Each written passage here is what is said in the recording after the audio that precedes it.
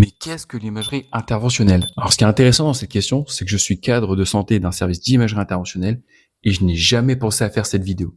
Il aura fallu que ce soit le créateur Search Insight de TikTok qui me fasse cette suggestion. Si je devais le définir simplement, je dirais que c'est une médecine de pointe où l'on soigne en guidant des instruments à travers le corps humain grâce aux images. Pour donner un exemple concret, imaginons un patient qui fait un AVC. Et bien dans ce cas, pas besoin de grosse chirurgie.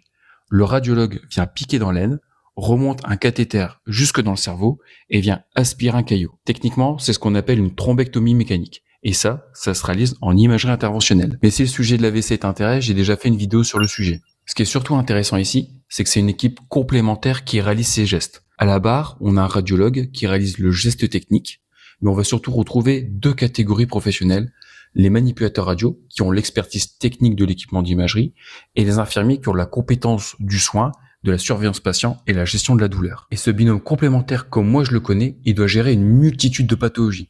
Il n'y a pas seulement les AVC, les embolisations, les tumeurs, les anévrismes et j'en passe. Et c'est là toute la beauté de l'imagerie interventionnelle. C'est de sauver des vies de l'intérieur en réalisant des gestes qui sont souvent moins invasifs que la chirurgie. Alors si tu trouves que l'imagerie interventionnelle, c'est une discipline passionnante comme me l'a indiqué l'algorithme TikTok, indique-le moi en commentaire et je te ferai d'autres vidéos sur le sujet.